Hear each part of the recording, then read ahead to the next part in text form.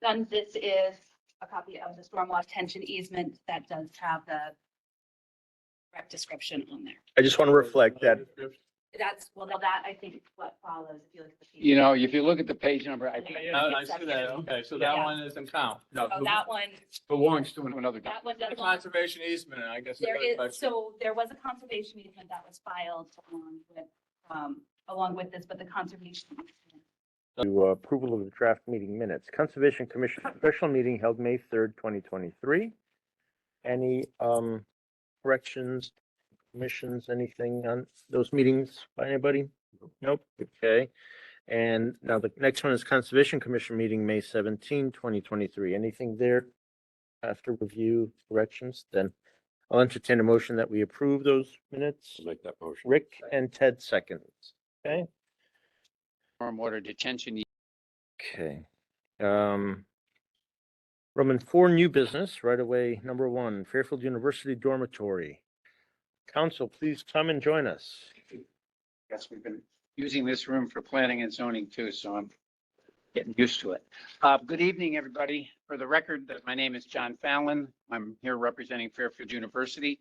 I'll be brief. I think I laid this out, I hope, okay, in my letter to you of June 12, 2020, stormwater detention. The basic background is that when Faber Hall was constructed in 2010, we received an inland wetlands permit for that. It was Inland Wetlands Permit 2008-0905. Part of that approval required the filing of a stormwater detention easement. That was recorded. I gave you a copy of that in my material. That's at volume 4419, page 169. Stormwater detention easement. The easement was for the maintenance of the porous pavement that was approved when the original dormitory was approved. In connection with our proposal now to construct an addition to Faber Hall so that we can accommodate more on-campus students, we did file an application for a certificate of wetlands conformance, working with Tim and Sarah. That's number 23-06, stormwater detention. What that provides for, subject to your approval, is the removal of 2,100 square feet of porous pavement that was in place and has been in place since your original approval. However, compensating for this loss, the plans associated with the new addition to Faber Hall provide for the construction of approximately 5,300 square feet of new porous pavement in the general stormwater detention area. So although we're seeking to eliminate 2,100 square feet, we are in fact replacing it with 5,300 square feet. We've worked with staff on this to ensure, obviously, and it's also been reviewed by the town engineering department.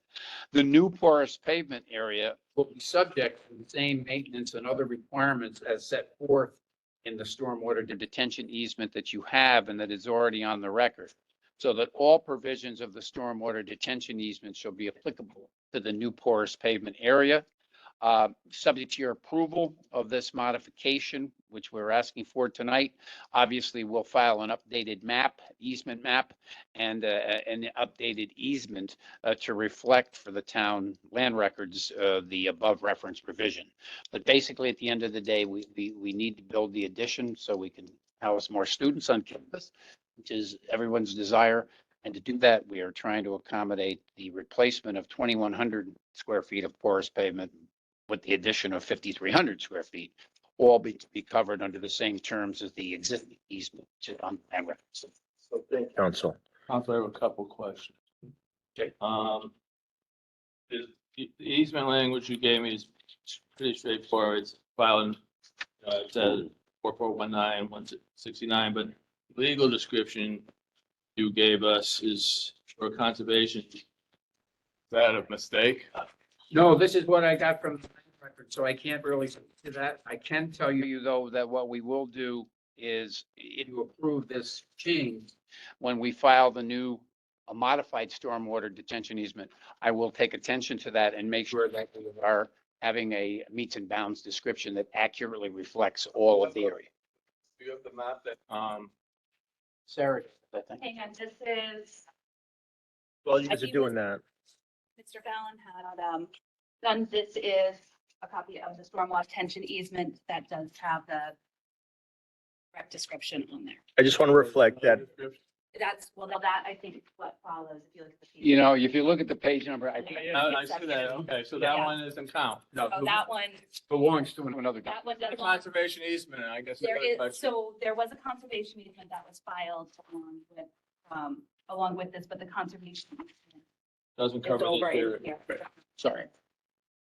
So I guess it kind of points out why these easements are a little bit cumbersome and maybe aren't the best way to do these things. Maybe we could talk about that in the future. Especially a big property like for you where they could have like that overall stormwater management plan for the whole property. Would be all this significantly more effective. Good point. Very good point. I'd like to reflect that Commissioner Bowen came in, and now we have a full contingent. So, okay. So just for the record, we're just gonna substitute the right legal description into the. Yes, I think what we'll do is we'll do a modified easement so that we'll be referring not only to a new meets and bounds description, but also we'll be referring to a new map that designates the forest pavement area. That's going to change. So we'll do a new easement and a new map. And we'll Catch basins, are- My main concern was this one was incorrect, you know, Thank you. referring a conservation. Personally, I think you know, there's no reason for us to hold this up. right. But I do have one question, only because we've had a few projects, and I'm relatively new here, about 2 years or so.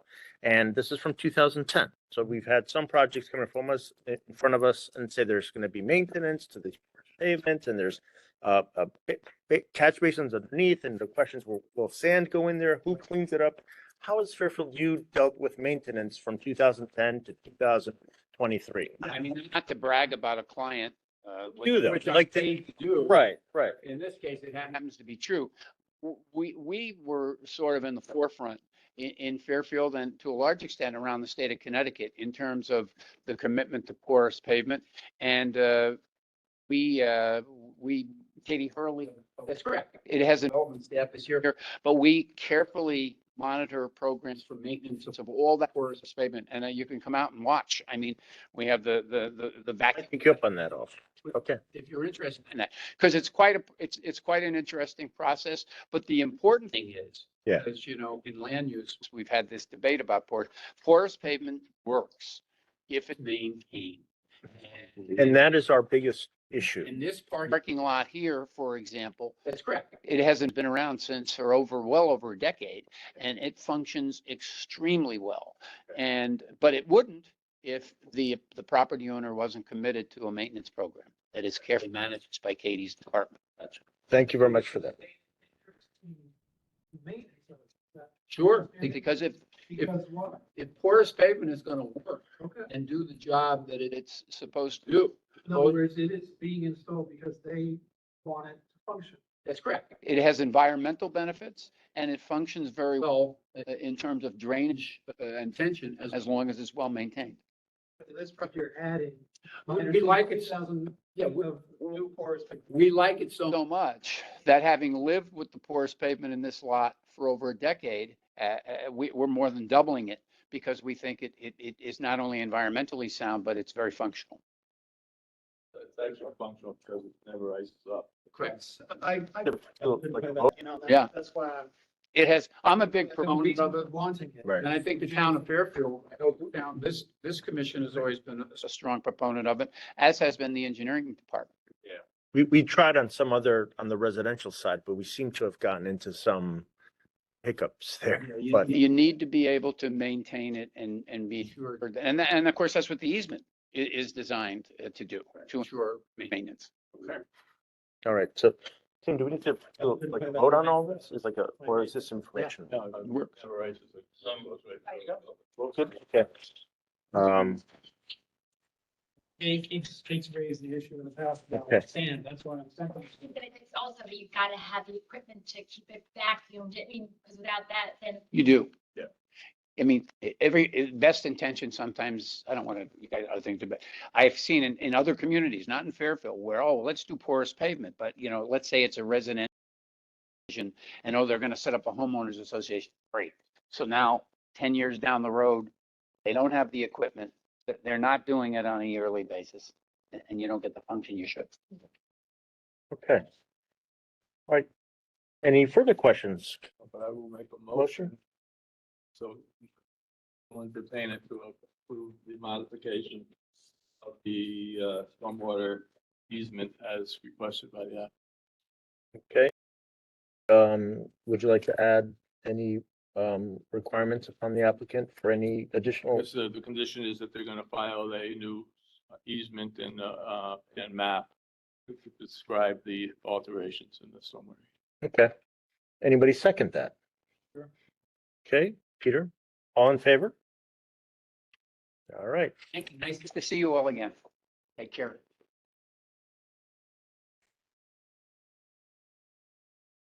Okay, now on to item number 2 under Roman 4, organizational consultant.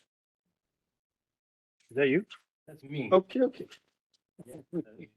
Used to talking tonight. Just wanted to put that out there, on the agenda for the record, and, in informational purposes for all commissioners.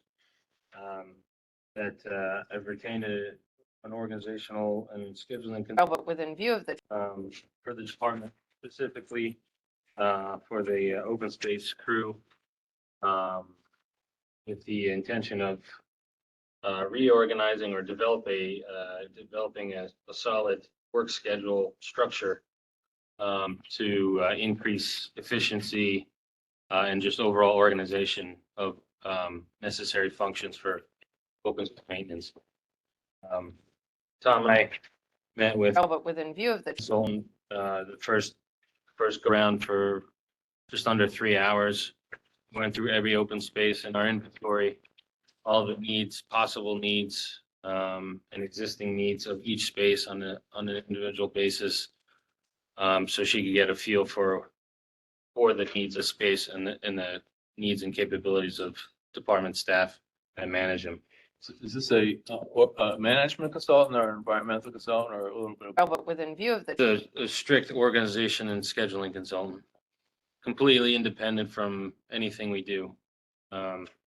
She has the appropriate certifications of certified planning consultant with the with the appropriate boards that certify being organized. It sounds funny. I didn't know there really was one, but she's gonna, I think, help us create this structure, like I said, there where but within view of the it'll create assessment time for Tom to assess the needs of each open space. And then the execution portion where every day isn't a fire drill for the crew running around and not being efficient. So it's gonna hopefully create that structure on a space by space basis or a task basis where, for example, trash is every Friday. We have to do that. So that's every Friday. So now we have but within view of the things come up, emergencies with tide gates, trees down, whatever. She took that into account. But what I envision is some type of blockout time of just open space. Weeks in advance, Tom does an assessment, writes down everything we need, organizes it, creates the list and gets it on the schedule.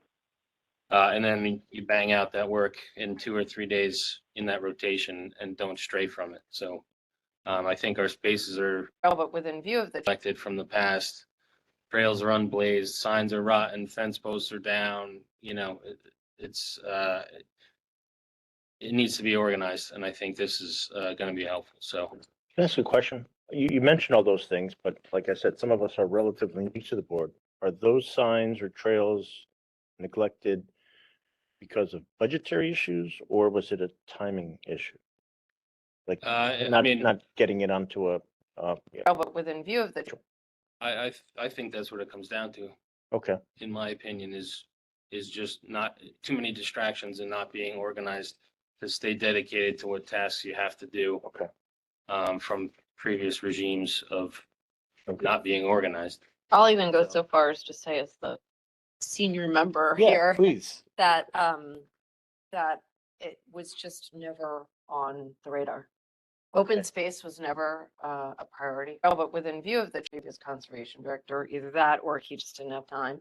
Yeah, So I'm happy to see it's great. that. I do have a question. Did you all talk about the farming equipment that was in a lot of the open spaces, the old rusty? I know we've had the discussion. Yeah. Um, Did that come up at all? no. Is it something you want to? I mean, I always, Restoration or I always worry about somebody getting hurt. No, remote? but within view of the, I mean, in the, I can't remember which one it's called, but the smaller open space that's on Hulse Highway. I almost got impaled when I tripped over a log. This is years ago. Mhm. But, Still there. I know, and It's a lot. but like in Lake Mohegan, where there are lots of people and kids, like in Lake Mohegan, I do worry about it. Oh, but within view of the, Mills, we have Lake Mohegan. yeah, that's all over the place. Springer Glen has Yeah. Hoyt Hill. Mhm. How did they get there? What I is think the- they were just abandoned. No? No? Tom Rivers. Fish, yes, 3 years ago. What? Really? He had. It's kind of like to go back to the roots of the town or something? That workshop was filled antique farm equipment. Okay, Every 4 years ago, this is enough of this. When Tom retired, Oh, but within view of the, we loaded up the trailer for the town to scrap iron yard and gave it to Tom and check this, here you go. so there was never like a long-term plan on how No, it was just like something to look at. celebrating the history of Fairfield, the farming history. right. Is that something the commission wants to Maybe, discuss? maybe you can figure out, reasons, or I mean, I can see the benefit of celebrating some history in, farm, Oh, but within view of the, but, and it's maybe- appropriate at Hoyden's, but not yeah, in the middle Right. of Lake Mohegan. right. and there's some spots, like there's a part, there's some in, Consolidate them to a field or two. Some of- yeah, right. Some, I know there's one at Ash Creek, I think it's a hay rake, and I think it's attractive. But like, for instance, there's one, up at, You think those are dangerous? You should have saw what we threw out back there. I mean, they had blades on them and I was like. yeah, that's what I'm saying. And like, there's, oh, but within view of the, over at Brett Woods, that is in the, nowhere near the trail. I can show you where it is. Woods. Yeah, it's off the trail, like near the, near that first marsh crossing as you're going around the lake. And it's off to the right and right before you get to the marsh. And it's like completely overgrown. So it's not a hazard, but it's probably a great environmental, oh, but within view of the, anyway. Off the trail. What's that? I'm Stay on the trails. always, It doesn't have liability. I mean, the recreational land use act, precludes that, but it's not disputing what Debbie's talking about. Maybe at Mohegan, there's a lot of, traffic. but actually where it is in Lake Mohegan is kind of, it's kind of a nice, like it's off the trail, but within view of the trail. And you can see it as you're walking around. Yeah, it's kind of nice. Like there's like bush right next to it and yeah. I submitted a picture in the snow to the wall. It just might be something that where we want to take an inventory and sort of decide, do we want this to be here? Do we not want this to be here? Does this pose a danger or not? We can do that for your next meeting. Right. Would the museum be interested in? Reach out to them, have a I'm taking over. They're pretty rusty. Fairfield long line farm equipment. I have a feeling that once you move them, They're gonna fall. Yeah, that's it. right, It's either right. So what prompted this desire for, what prompted this whole initiative? And So where did he get the farm? So you're looking at the open space field and saying, gee, I wish it was. as far as the I'm organizational, curious about what spurred. well, Tom taking over Okay. as the new manager and me having this realization in the, months, almost a year now since Ed is gone, of kind of getting organized, and using a professional's help to, we have all this stuff to do. How do we structure a schedule Well, given the variables. and it's important to me, I tell you, when the open spaces get a little beat down, Say Monday and I Tuesday. just think that encourages miscreants to do all sorts of weird stuff. We had last night, we had a bunch of graffiti in the Cascades. Yeah. People were spray painting trees, Right. letters. I just- Took care of it. They- To that- me, yeah. when you fix the signs and, Rick and I are having a private conversation about the kiosk at Boyden's Hill, which is Terrible. neglected and terrible. You just get the impression no one's watching. But so getting back to that is, say, Monday and Tuesday, Tom would go through a space like that, say, that, you know, which we just did replace the sign by the street, so that's already taken care of. The kiosk is in bad shape. You know, what fence posts do we have? That's basically Yeah. a little easier. You know, as far as maintenance, you know, other than mowing, but, you know, make a list, okay, you know, then go to the next space. So in a month from now, when that blocked out time is dedicated only to Hoydens for, say, Monday and Tuesday, the sign's already built, we go install it, or we build the sign on Monday and install it Tuesday, whatever happens. Get a lot done that way. But Yeah. you blow out that space and it's good for a while, then you go to the next space, you know, but we need that kind of structure, given all the variables, because what if that day, you know, there's a hurricane coming and, you know, we need to close tide gates, so we lose that day, then what? You know, so it's why, Weather. I think a professional is come up with, Mhm. you know, and then I want to eventually digitize it, have staff know what's coming ahead for planning. Work with Tom to have it in like a Google Calendar, flashing on the wall at the workshop. We could move things around, you know, so that's, Sounds great. that's, But I think also season, playing catch up, you know what I mean? Like there's a lot that you know you're gonna have to, you know, get on, you know, so that's great. The problem was Ed liked to have a bunch of projects going on at once, and he never finished one. I started here 25 years ago, that project's still not done. Like Grace. Facilitation fence still there, things like it's job security. Yeah, Obviously, it's not, you're not here. yeah, right. We're trying to like finish jobs that we start, you know, and Yeah. Tim's been working for you. great with me, like Mill Hollow, that was a cluster, but we're working on it. We're 150 feet away from finishing that project, so. At Hoydens Hill. I mean, in the Yeah, end, yeah, you know. it did. But, we're trying to like complete projects like this week. We have a wood rack behind our shop. And it was plastic and weathered, and it was leaking, and it was getting on all the pressure treated wood that we store there. So we stripped it, put plywood down, put roll roofing on top of it. Now we're good for another 20, Nice. 20, Yeah. 30 years. So that's complete. We did that. At Hoydens Hill. So, I mean, but I like to start projects and finish them. Yeah. But, and I realized other projects come up during Sure. the course of the week or month or whatever. You got to deal with the weather, you got to deal with people getting married, you have to deal with, you know, short staff. But we have a great group of seasonals this year, and they're awesome. Awesome. These guys just want to work. Nice. What, just while we're on the subject, what is the more modern equipment at Hoydens Hill? I'm sorry? Near the barn, at Hoydens Hill, near the barn, all of that, all those trucks and that's getting thrown out. what is all of that? Where did that? Well, we have a landscaper Right. that's up there that cuts all the town properties. Uh-huh, They used to be at, Owenfish Park, okay. but the neighbors complained. Parks It's and Rec, temporary for now. yeah, it's Okay. temporary. Cause see, none of that is operable. I mean, there's, Oh, the stuff that's in the bushes? yeah, Oh, that's all going. yeah, I mean, Not enough people in town. Listen, snakes and tractors and stuff. whatever you want, he says, let me know. Say, yeah, we'll get rid of the rest of the stuff.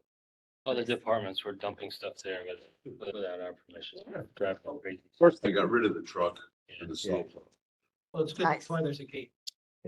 Yeah, Having walked most of the open spaces in the course of the last 4 or 5 months, I mean, they represent several different microclimates. They are really an incredible resource that not enough people in town take advantage of or are aware of. So anything that you can do to improve the overall appearance and functionality is wonderful. That's exactly what we should be doing. do we have any more of those books? Remember the little yellow Walk with you? books? Yeah, Nice books. Yeah, oh, that's a project Ted and I have discussed it. oh, okay, cause there's like, when we go to these like events like Earth Day and stuff like that.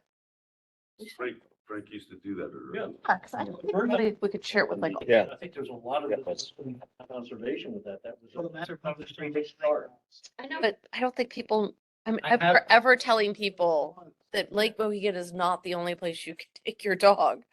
They don't get it. They don't get it. As soon as you say Brett Woods, it's a foreign land. I know. Coming up, like I said, Ted, and I started working on, in this new fiscal year, gonna digitize, that's gonna be my biggest project. We could share it with like, Getting digital geolocated maps, through an app that'll show your location on a certain trail in real time.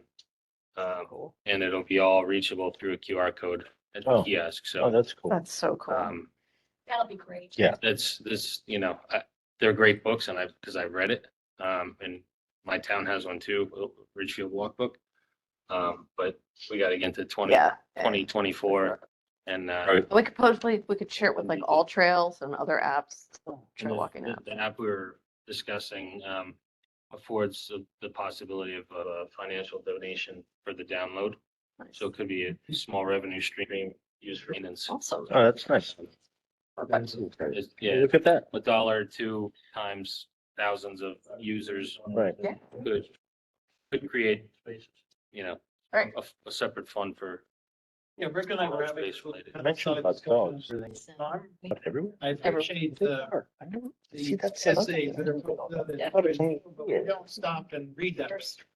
I'd rather see the map, maybe bring with, what was that bird I just saw on a QR code to something.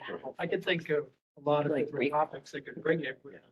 QR code, that's it. It could be a little more modern. That's right. Yeah. And the speech and the. It's not gonna say to the, read. that's the intent. Yeah. Everything. No, I'm Yeah. really happy to hear all. There's so much open space in our town. Yeah. I think the energy in the department, I keep saying it every time. I'm really Yeah. grateful for the way you guys are. Oh, gosh, 100%. Absolutely. Sorry. Everybody's doing a good job. Oh, There's a new sheriff in town. Yeah. Right. Well, and It's you're 2 years in proactive. August, so, right. You're proactive instead of reactive. Okay. That's, whatever. all right. Next, number 3, adopt a street. Another, to steal that means word proactive, concept. I listed, provided a memo in the packet. But from a high level view, it is a program, a volunteer program that would, install a sign on well, let me start over. It's a volunteer program that the department would receive application, town resident, town kind of organization or, business entity, based in town, sponsor street, a town-owned street. Would have a generic sign with the town seal saying, adopt a street and thank you. And then on that, it would be a smaller kind of plaque sign with their, the Bishop family, Fairfield University, whatever. That applicant would, once submitted the application with their choices, would sponsor a section of street roughly 500 feet long on both sides. They'd be committing with signature to collect trash and dispose of it at their expense and for a minimum of twice a year.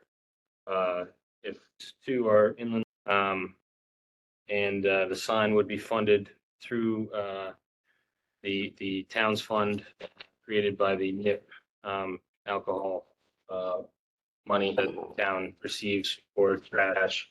But the purpose of this program would be to take trash off the streets, if no other reason than that, but also my intent is to get it off the streets. But doesn't go into 1, our open space, 2, our inland or tidal wetlands, or 3 down the catch basin that discharges to a water course and eventually the ocean. So if we could get volunteer power to do that townwide, I could see that making an impact. And hopefully the people or organizations that would do this would would be fully committed, with their time to execute it, at least twice. Speed limit sign. Tim, just a quick question. Is this strictly for areas that would involve a water course? I thought about trying to narrow it down, Yeah. with engineering maps and finding out which catch basins discharge to what water course. It got too complicated. That was my initial intent. But really just, I mean, I feel like there's so much open space or undeveloped land, or even speed limit sign, beach district, that eventually that trash is gonna end up in one of those natural resource areas anyway. So if we could get it off the street, and that would be by either wind or water. Right. So would we have a registry of streets? And then, Yeah, Families to it pick would one? be, it'd be partnership with highway and somewhat engineering. One, because, the plan would be to install the sponsorship sign, hopefully on an existing signpost, speed limit sign, a deer Right. crossing sign, whatever is out there. If not, if they want, a different section or whatever, a different location, we'll get it. But then Public Works would install a new sign Right. with that. but what I'm getting at is, would it be streets that we identify as streets that need or are more, have more litter than other streets? Like, can someone call up and say, I want to sponsor Vernon Hill Road, even though Vernon Yeah. Hill Road has like very little trash? You know what I'm saying? Yeah, I mean, I didn't want to overcomplicate it and set specific boundaries or Okay. come up with a list and say, here, pick from these 100 Right. roads. So I think Dabney's right. I think people are gonna want to buy into this, to be very frank, because of the self-promotion. Yeah, To me, it's like athletes. Exactly what I was thinking. Athletes yeah. put their names on the back of their shirts. Right. But but if they're picking up garbage, then I look say at no it. to somebody on the Post Road and yes to somebody on, Reading Road, so I think it would catch fire. Yeah, I think so, and I want to avoid, and that's why I specified town-only roads in the application, because Yeah. that rules out Post Road. Yeah. I think Strat 58 and. Yeah. Black Rock, yeah. Because they're state roads, so I'm not involved with that. Right. But yeah, maybe it is self-promotion. It would be good for 5 years if there's any delinquency or lapse or anything like that. Obviously, the tracking would be kind of on the department. Well, Sure. maybe the department could just encourage when somebody applies to do this, to really encourage them to pick a street that really needs that kind of maintenance instead of, your 2-block street and, Right, right. right. Greenfield Hill right. that doesn't have a Yeah. lot of litter exposure. Probably not. If you're looking for self-promotion, you would want to be in a spot where it would be self-promoting, not out. So And I would think maybe, maybe some of that would happen naturally. Wouldn't it be, would it be localized? If I live on Reading Road, would I not be valid to promote South Street and Sasco Hill? I don't Doesn't think, matter. I don't think it matters. I mean, Yeah, I think okay. most residential people would tend to. Well, I pick- could have my pick name their all house. over town. I was just gonna say, every 500 feet going all the way down Reading Road. You just make it Rick after all. Right? I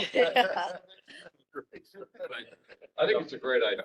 I don't know what you need to make it fly, but I think it's a good idea. It's, the money's there. Already discussed it with the first select woman in Public Works. Never got a sign of her own, no. just kidding. So that, the picture in the sign is mine. I just put Brenda's name over it. Nice job there. But that's just the example kind of what it would look like, on an existing sign, because Just in Richfield? it's in Richfield, yeah. Does this say the Bishop family under? does. Nice, I like that. So, and getting to your point, it's, population is significantly less on that street than, it would probably be similar to like a Vernon Hill Road. Yeah. But the amount of garbage I find even, 4 or 5 times a year. You are, yeah, I was, I fill up every time. My son goes with me. We wear a high-vis shirt and gloves. Yep. And we pick up a 13-gallon trash bag full Sure. of bottles and plastic. it's awesome. And you would never think that road, because Right. it's very little, low travel. What if you asked for some contribution from the applicant? I thought of that first. Yeah. But I think with the, my first thought was to have the applicant pay for the sign. Yeah. Yeah. So there was some financial kind of, tie. Mhm. But I think with the NIP money and the intent of projects to pick up garbage, I think that just worked out Maybe well, and maybe one day it would change. Yeah. But Okay. A lot of I the, thought it was a good project to spend, to Yeah. spend money for signs Yeah, and for try. sure. Yeah. I think you want to talk to Ed Barnard and Chamber of Commerce as well. Yeah, it would, I haven't, I would go through the select woman's office to kind of market it. Newsletter, and probably Mark too. Yeah. Yep, so, Nice.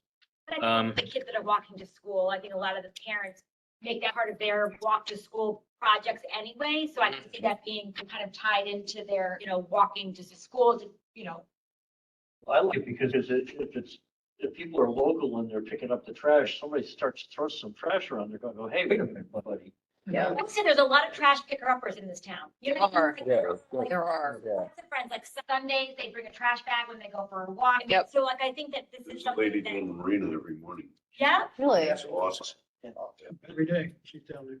It's very cool. Keep the good ideas. So, it's. yeah, well, and most of the people that would sign up for this hopefully want to do the right thing and actually do it and not just say, hey, look at my name on the sign that I don't pick up garbage. Right. it's nice that it would be free for those people that are already doing, you know what I mean, that have already kind of adopted some areas. I think that's Right. really nice. It's gonna start, No, no, just additional information. I priced out the sign guy who does it in Ridgefield. He's out of Town or Bethel. And it comes out to, with all the hardware, just under, about $75 per sign. Yeah. So, roughly, using about $2,500 from the fund would generate close to 25 or 30 signs at least to kick it off. Awesome. It's nice, Um, Love it. so. excellent, great. Well, thank you. Yeah, great idea. All good? All right, Another great idea. now we're on to 4, Roman room 4, bamboo. This should be interesting. Yeah. So just to introduce this topic, this has come to me via a group of residents on Riverside Drive. It's down in the kind of the beach district between Turney and kind of heading towards Jennings and the marina. Where there's a stand of bamboo at a residence. It's very tall and dense. I'd say at least 15 feet tall, maybe more. From the curb, pretty much to the back. There's tidal wetlands in the back. And there is no open space or any visible inland wetlands. Our town property in the tidal wetlands does apply the subject parcel, but quite a distance away. So the reason why I'm bringing this up is because this is an example that we do deal with bamboo encroachments from private properties onto open space, other open spaces. So I wanted to at least get the ball rolling on behalf of the department and the public that affected. I had attached some documents from Yukon Invasive Plant Working Group, as well as the town council chimed in on the state statutes that govern spreading of bamboo enforcement.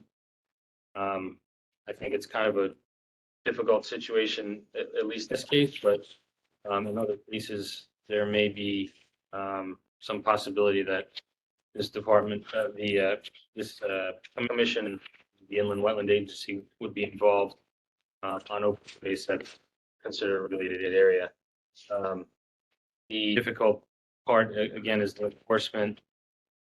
Speaking with town planning and zoning and the zoning enforcement officer, they stated that regardless of the state statute, there is no town ordinance on their side in their regulations that would support the zoning enforcement officer of their fining or enforcing state statutes since they're not protected by the town.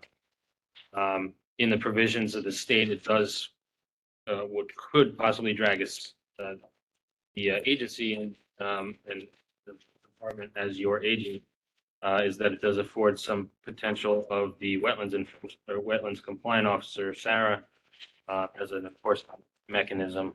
Again, do we have that?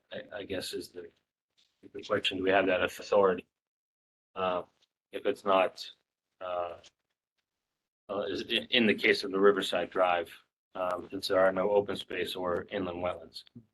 So it's kind of an evolving issue. It's bamboo's, bad stuff.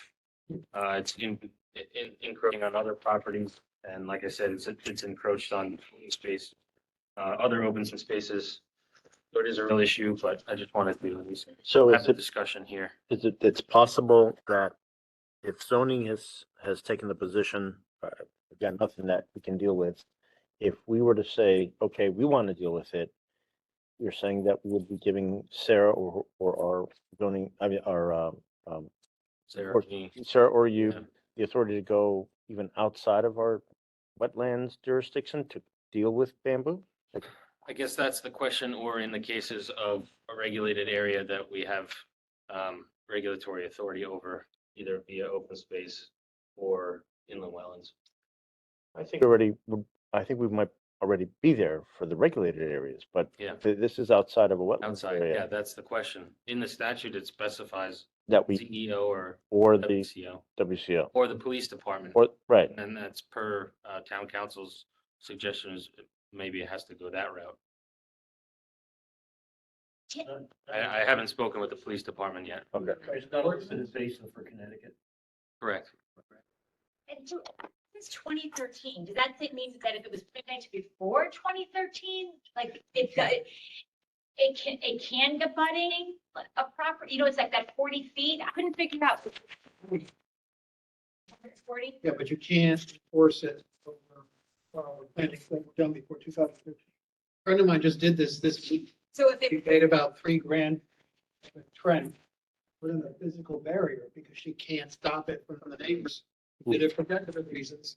She spent thousands having it eradicated and it always back. It's like Yeah. creepy. It's like the body snatchers. Just Well, very aggressive. there's the bamboo That's that's what it looks like.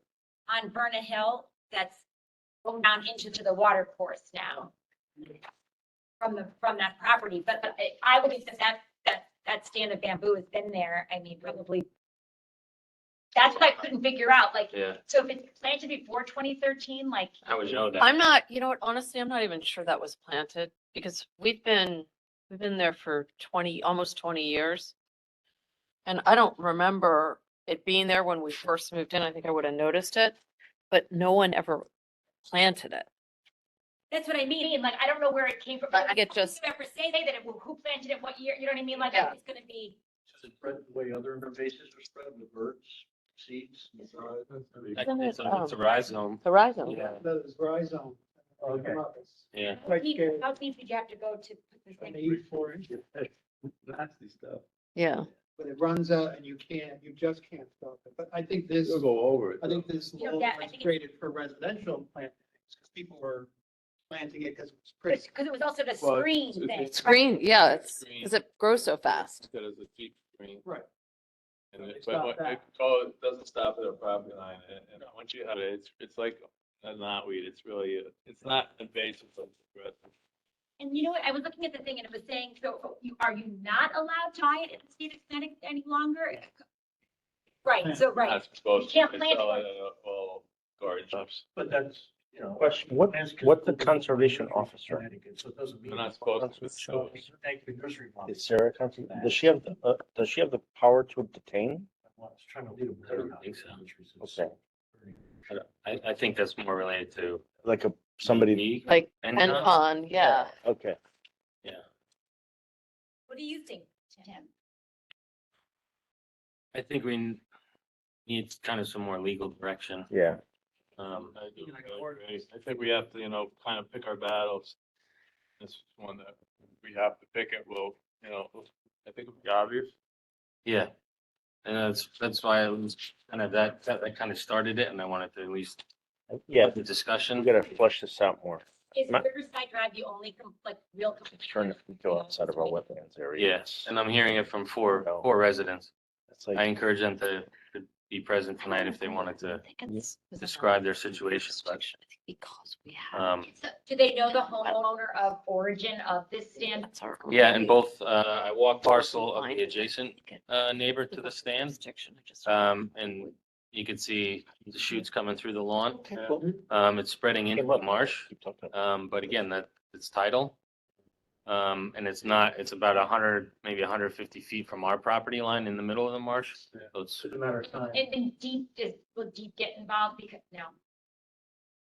they're hard to get involved But with. if we use, I know when you call it, you're like, we need people, we need more people, like that, yeah. so taking that as an example, if we were to say, okay, it's on private property. Yep. It's encroaching on not just town property, somebody else's property. Or can Sarah go out there and say, you gotta cut this back because it's encroaching on somebody else's property?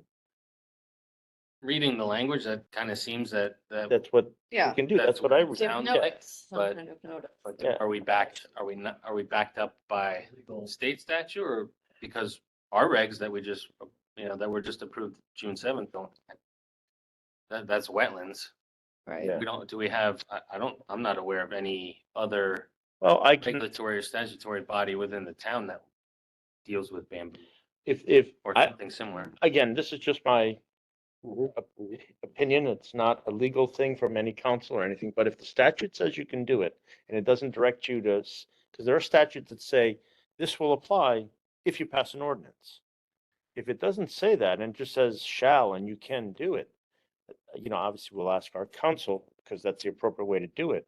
But I think you might be able to do it. So, But this, and I agree with that, but I think that this gets back to our conversation about holding people accountable and whether it's the homeowner or the contractor, because if the homeowner gets served with a violation notice, they're gonna laugh and put in the circular file if there's no real recourse, right? If there's, There is a thing on the bottom, it says, in case of a continuing violation, each day of Yeah. continuance shall be deemed a separate and distinct offense until such a time as the bamboo is removed or contained. right, Structure barrier.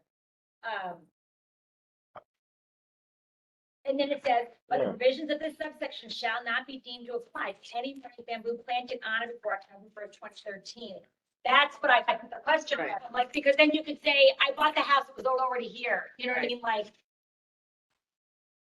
Yeah, it's difficult to prove. Maybe some aerial photos, yeah, that would be the only way.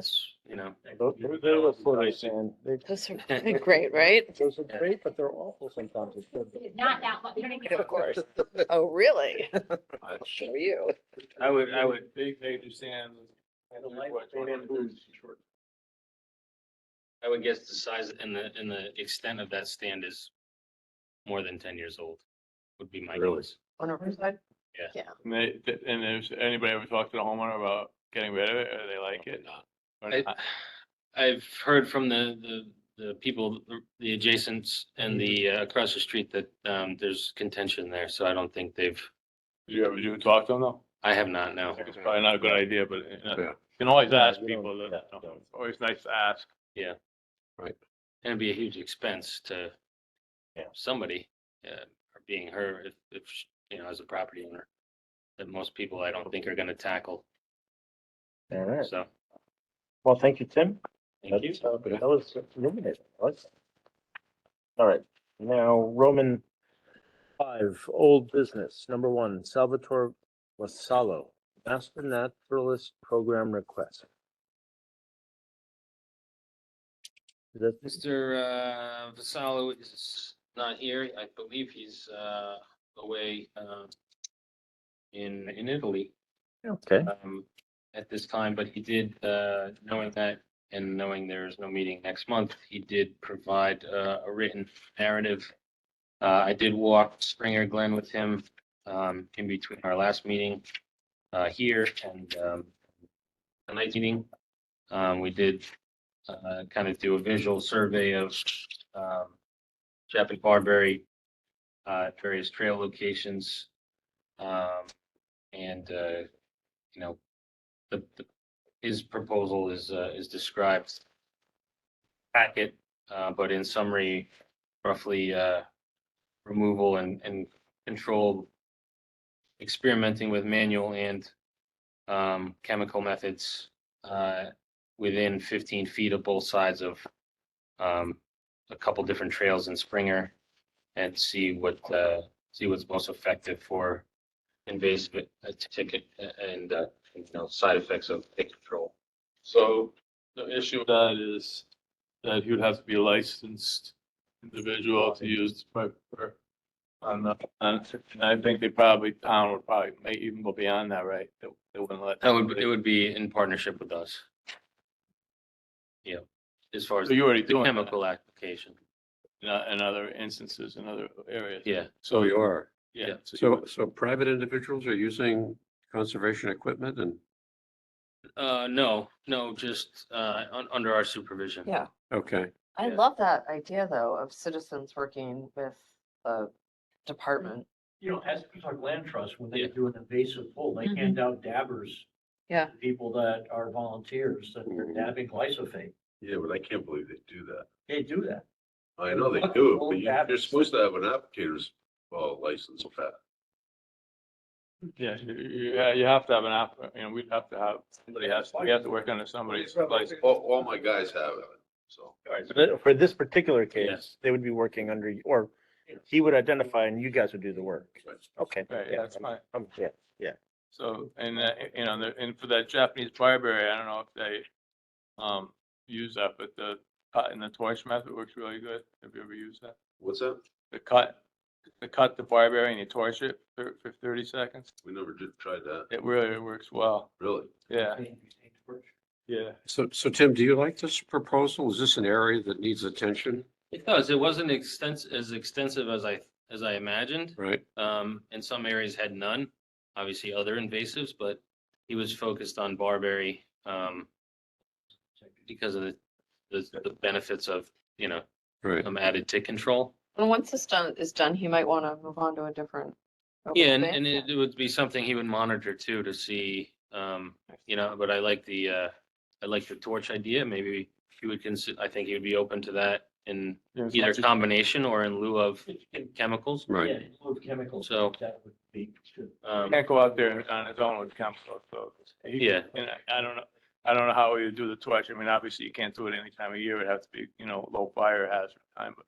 Let's see, volunteers with torching, that sounds like trouble. But mostly, he would be engaging with us and, yeah, I would think no matter what he does. he'd Yeah, have to yeah, work of course. With you guys. I but don't not, want anyone out there. it wouldn't be like, The whole place will go. Barberries is a good thing. Some volunteers Yeah. with the torch, right? I feel like you can get a lot of torches. I'm in the process. All right, go down. Conservation Department. Okay, All right. Thank you. Yep. Any other, we're good? Okay, let's move forward. Number 2, under old business, 760 Oldfield Road encroachment. summarizing this project started before I got here. It was acquisition of 760 Oldfield Road, which most of you know is our Oldfield Road North, Tidal Marsh, Oldfield Road. And where the bird conservation blind is and the Osprey platform. This parcel was acquired with a DEP open space watershed grant. And it's being held up still because of encroachment based on the survey that Huntington did. We had Huntington did the survey, and I've been going back and forth with DEP's land acquisition section. There's been some discrepancies, an error in the survey, so we've been going back and forth since I got here on this. I'm working with town council, will at DEP's requirement need affidavits from the adjacent encroachers on the south side of the parcel, about 10 or so. You can see on the map. Most of the encroachments are lawn manicured lawn, some fences and, small concrete structures. Number 800 Oldfield had a large shed that I worked with the homeowner last summer to remove, so that is no longer the biggest encroachment on our parcel. So again, where I stand now is working with town council to get the affidavits executed, which I just received this week from attorneys Herbst and Weaver. Once this is resolved and we supply those back to DEP and the Attorney General, I think be pretty much wrapping this up. Once this is approved and closed out by DEP, they will release the 80,000 in funds. That's our reimbursement from the grant money. So that's been held up this long because of that. And I think this acquisition occurred informally in 2019. So the ball had been long dropped long ago. So that's where we stand with that. Okay. Questions? Anyone? No? Okay. The disputed properties, I mean, they're working with the town now? They're gonna, through town council is gonna serve those. It won't be the department. They will serve the paperwork that needs to get executed and have to engage with those homeowners and follow through. Like I said, most of them I think are relatively minor, just over time encroachments, mostly lawn up to the marsh. So I think once that's resolved, either we might install some split rail fence in some areas just to formalize it. And I know there's some change of ownership on that in those sections with the condos that or townhouses that just went up. Yeah. I'm not sure where their encroachments are in the back, but open space is notorious for, hey, no, people don't know where their property line is. So, hey, the neighbor in the swamp isn't going to bother me, and I'll just keep pretty steady. Yeah. So Right. that would get resolved. From 6, bills and communications? Nothing? None. Okay. And 7, legal enforcement actions. Number 1, 176 Village Lane in Southport. This one's relatively new. The office was received from a neighbor. The complaint was related to some pump discharge into a water course. When I went out there to investigate with the complainant, I saw a 2-inch PVC pipe discharging basement sump water from their neighbor into a water course, which in some cases is fine, except the violation occurred because that's subsurface pipe is piped through about 25 feet of open space. Oh. That has existed 20, 25 years plus based on discussions. So the NOV was sent. I had correspondence with Attorney Fitzpatrick earlier this week on behalf of his client, who sent an email today that I circulated to commission. It is in process. He'll be waiting for some design to relocate that discharge water. He'll discontinue it. I recommend that it stay in the ground so we don't excavate open space. It can be abandoned, and new basement discharge will, I suspect, go into either a dry well on the neighbor's property or Coltex or something Yeah. else. But Yeah. that design will come and will require, I suspect, since it's a regulated parcel, staff level inland wetland permit. Very good. Number 2, under 7, 918 Fairfield Beach Road. This violation was an encroachment onto open space on Fairfield Beach Road. It's a small parcel that involves a fence and kind of a patio sort of area a gravel patio onto open space. This came about, the first violation was a while ago, I want to say March. And Tom and I went out there. It was also at the time during transition when the property was being sold. So the original violation that went to that owner at the time was within a week of sale. I followed up with the new owner who clarified that she is the new owner. About a month later, I had a discussion. She said, as part of the sale, she's doing a new survey. The new survey clearly shows the encroachment. The fence will be removed, and she explained in an email that any of the encroachments will be addressed, which included the prior ownership had lawn chairs and other debris on the space.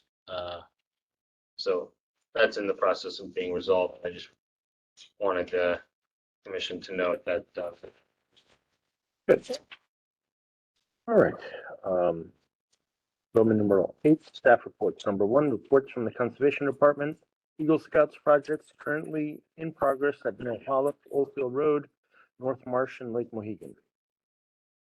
That bullet item, self-explanatory, but we've been lucky, Tom and the crew and myself to work with, right now, 3 Eagle Scout candidates at Mill Hollow. Most of you know that and they're involved in the boardwalk replacement project. But the second Eagle Scout completed that this week. So we have roughly 400 linear feet of new 3 board wide boardwalk through that space, and currently scheduled for the 29th, 30th to finish the last 150 feet of replacement with the 3rd Eagle candidate. It's come out really nice. I think Tom explained once before that previously it was a 2 board wide. So with the replacement, we upgraded to 3 boards, make it more convenient for people passing without having to step off or out of the way, as well as Mill River Wetland Committee's school projects that involve some wheelchair bound elementary school kids. So that will facilitate their chairs on the boardwalk. Yes. Oldfield Road, North Marsh, we're in discussions now with another Eagle candidate to raise, after nesting season, another osprey platform further north. As you know, I think I've explained, and commissioners have photographed the last Eagle Scout osprey platform is occupied by a nesting pair as of this past March. I cleared the location already preemptively with DEP's biologist who issues the permits for the second location.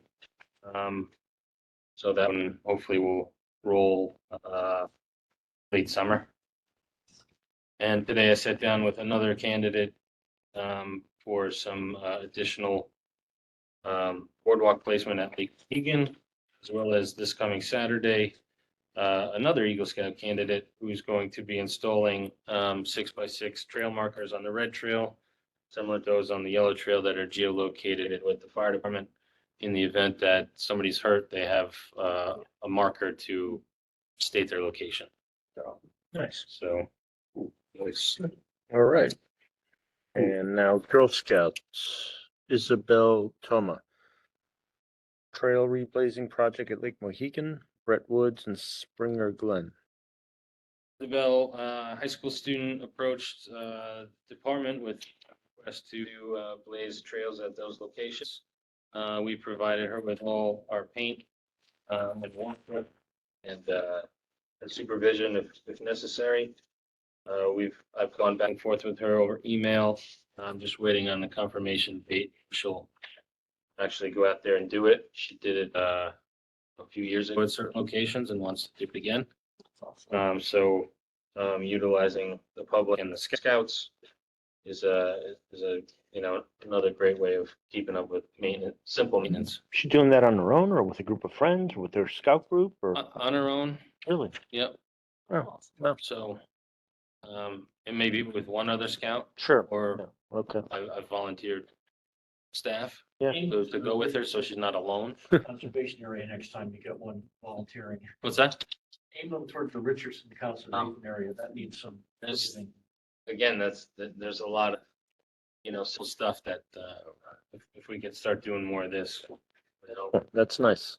I have a few other updates under this category too. So she's done it before, this one girl? You know what year in high school she is? I think she's said she's gonna either be a junior or senior. Okay, so she's still around.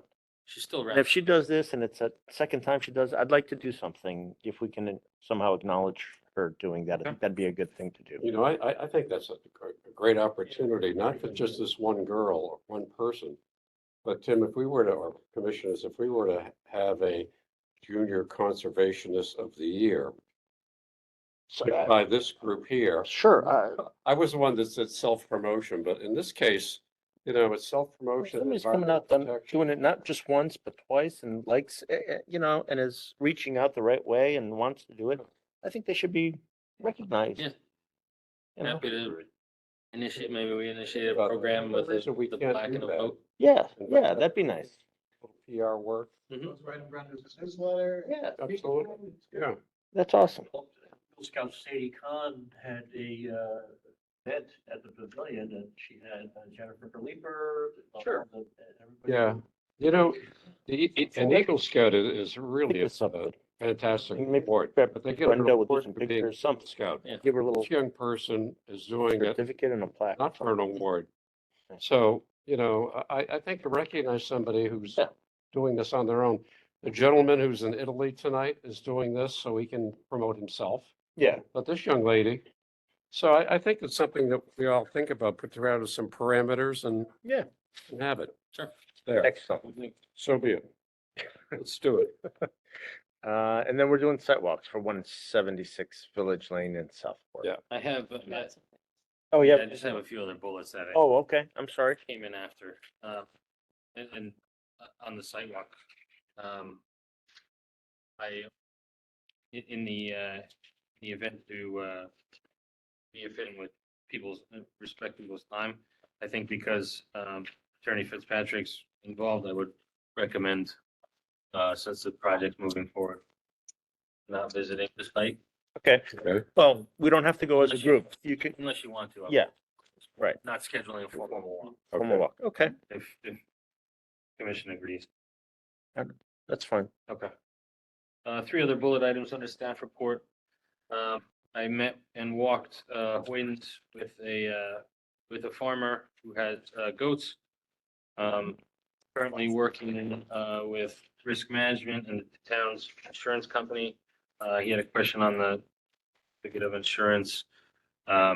He's not doing this, for profit, so he just mindful of his financial layout. So if he doesn't need $1 million or $2 million policy to do this, then we're gonna work with him since it is temporary, it's a 6-month use. Okay. That What- might have what would be- flexibility. What would be if he didn't do that, wouldn't we have to spray or do something or do something there? What would be the cost for what we would need to do? Well, I just have just recently working with the Tucker Fund on the front part of the project. Looked into the finances of the spraying, which occurred before I got here. And the bills I received or tabulated finance on the spraying was about 27,000. Jeez. It's about $1,000 an acre. Yeah, So so it's really high, so I think, what would be the cost for It- the insurance for the guy? that's what their risk management's working out. I don't know. I would But- be really shocked if it's 27,000. Yeah, Yeah, And if it's like $1,000, I'd say we pay it. pay it. I mean, Yeah. that's a huge savings and, and at least no, absolutely. it's, we're beta testing if these goats or sheep can do what we're I mean, it's a wanting. much better solution if it works. Yeah. Okay, So, just wanted to let everyone know that, I walked the site, he's excited. We discussed, the fencing and locations and timing. it's later than I thought. And that's why I initiated this in January. Yeah. In hopes that by Now, April, we would be, they'd be grazing, but if this can happen in the next few weeks, Great. He's willing to jump in and we can start mobilizing and setting up fence and get going. Need pictures of the goats. yes, Yeah, I think it, the PR and the educational aspect, like we discussed. Everything. yeah, yeah, Signage and. all of that. This is great. It's awesome. Another update that's positive, received an email today from our coastal engineering consultant, Race. They got a response back from the U.S. Army Corps of Engineers on the railroad bridge on South Pine Creek. The project manager for the Corps said they'll have a permit decision within 3 weeks. So that's been a monumental project that hasn't taken off yet, but it's been a project in itself, just getting this far in the permitting process. So that's, as you know, is scheduled for replacement of the 3 tubes. Those tide gates will be upgraded to 5 and realign the channel and relocate and restore the historic railroad bridge. And last, Tom could speak to some of this, and Dabney knows I've been corresponding with her and her contact that we've so far this week, it's only Wednesday, but have Monday and Tuesday have conducted some early morning reconnaissance regarding the water extraction from the water course on Congress Street that we spoke about, that historically Bartlett has been extracting water from for private use.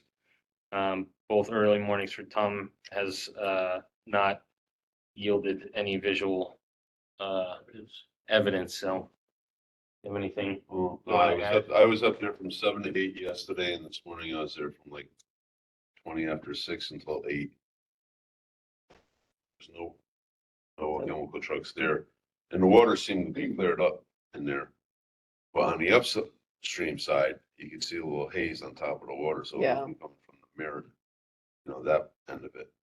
But underneath the bridge and downstream side, crystal clear. Actually, there was frogs in there this morning. Nice. Playing with them. The intent is to show a precedence if they decide to drive by or think they're gonna stop and pump. That, yeah, Was is to show that we're there. I'm working with Tom, and, to vary the days and times to see if we get any effectiveness before using, police department to do the same thing. So okay, if they know that we're there and maybe gonna stop them or, defend our natural resources, Right. then, it might be a deterrent. That's all I have under that, item. okay, thank you. I have a question. Yeah. With summertime coming up and people filling up their pools over at Lake Mohegan at the bottom of Canterbury, there's always pool trucks there. They suck out of the stream there. Is that null and void now too? Do we allow that or no? Right on the bridge there? Yeah. Really? They pump I it. think that there's hardly enough water there. I mean, it's really low there. No, there's a deep pool in there. On the north side? Let's be on the north side. South side's South pretty side, shallow. South side side. side. Yep. They throw the hose right over the side of the bridge. Maybe Bartlett's down there now. Yeah. No, it's not Bartlett, it's a pool. No, I'm just saying, like, they're gonna find out. People using our public resources, I mean, urging people. yeah, Maybe the Bush Company should give the excess water to Bartlett. I don't know. what do we do? Do I stop and say, get your hose out of here, or are they allowed to do that? It shouldn't, it's the same problem, you're extracting water, it Right. shouldn't be. Is that a permit that we issue? Is that something that the town allows if somebody were to pay, and I think they're gonna do it till somebody tells them to stop. how? You're right that they are. So my For years. tree guy Yeah. says that he has an agreement. I don't know if it's a permit, but an Okay. agreement with the town of Westport to be able to, his trucks go to their water treatment plant in the morning Okay, and they fill up his trucks. And then, a friend of mine in Pennsylvania who runs a landscaping company and sprays, I asked him and he said that he has a permit with with Harrisburg, his town, to use the fire hydrants. Okay. Fire hydrants. So, I don't buy that, Daphne. Well, didn't the DEP guys, some places like all it for? Really? Fire hydrants? Didn't you say that this town had to issue a letter Yeah. of authorization? He said the only town around here that does it is Westport. So, Well, we could, the agency can still make a point that it's an adverse effect to wetland or water course, so Yeah. absolutely. I think. And it is a That's the public only- asset. I mean, Yeah. that's just not, you're taking a public asset for profit. They are charging those customers for water. And on top of that, they're spraying crap that's killing pollinators. Yeah. water guys. Okay. It's pretty chlorine. So, It's making it harder and harder for you guys because, Yeah. yeah, we don't want them to do that. Please. Yeah, I'm like, then you're gonna get spread too thin if it's too much. I shoot against it, that Well, Tom just said that was it DEP? Yeah, the hazmat came out, Highway. Called the fire department, they came out, they called hazmat. The guy from NCON came out and he says, he was talking to us, to myself and says, the town has to issue a letter to the service, whoever's sucking out of the streams. Agreement, and the only town around here that has it is Westport. That does it. So, so it's a great. I mean, if we're Yeah. gonna, if we are going to say you can't do it unless you have a letter of agreement from us, then we either have to be prepared to say it's okay to take the water or to give them some other alternative, like going to the water treatment plant or using the hydrants or whatever. Yeah, use gray water. Yeah. But Well, and fresh water. I think when you look at like things like the Mill River, where already have this diversion permit, we Right. don't even know what the impact is gonna That's right. be long term. I think that, you could say, if you were gonna, I mean, I think a water treatment would be a more, rather than these water. Right. That we don't really know what's going on. But then we'd have to talk to water treatment and see Yep. what kind of possibilities there are. But I have a real problem with a company. I mean, with the landscapers, it's one thing, but people are paying directly for that water to fill their swimming pool. So, A great model. right? If you're selling pool water, it's awesome. Yeah. And Tom, like, it's more than one company, it's like multiple companies that you think that are doing the pool water? the company that I saw, it didn't have any signs on it, just said pool water on the side, but it was an 18-wheeler. I see those pool was- trucks are huge. Big, A lot of gallons, 10,000 gallons. 10,000 gallons. so. But then over on Brookside near the old Elks Club, I saw a pool be sucking out of there too. So. And that is the village. Yeah. Below the diversion, right? Below the diversion. Is this an issue that needs to be dealt with legally, or we set a statute to prevent this? I think the police can deal with it because it's, it's a public asset that they're now taking. But I don't know how we give them Right, how do we information. Yeah. Notify. How does that, what is the ticket? I mean, is it a? Stealing? Yeah. Well, So, I mean, like, water's increasingly becoming more and more valuable and important. And gotta protect it. well, is there a prohibition against taking? I don't know. mean, That's, No, seems to is there be an ordinance logically or- there should be, but I'm not sure there is. Well, I mean, there's gotta be language about natural resources as a general, right? Yeah, but we've got to be able to provide that to the police and to the violators or potential violators, Yeah. Yeah, Well, and if there isn't an ordinance, we can there should be an ordinance. make one. I'm sorry, so when Deep came, they said that we need to issue that letter, so that letter that we went to Bartlett at the last meeting, that was what we did, and then, but they didn't give any other direction on what next steps were. No, they said it's, between the town and the private entity. Yeah. But that's, I mean, similar, arguably, related to any other inland wetland permit. Right. Right. You're doing something that could adversely affect wetland or water course, then without a permit, then it's a violation. So, So, should we propose legislative language and There is something in the, at least for the arborists. Yeah. I just can't, I'll look into it. I can call up the state and ask them what the statute is on that. I took the arborist course and there's definitely some language on that. Okay. Yeah. All right, Roman numeral 9, other. Anybody have anything? Nope. Going once, going twice. If anybody wants to let us stop by my house. Starting to bolt. Oh, well done. All right.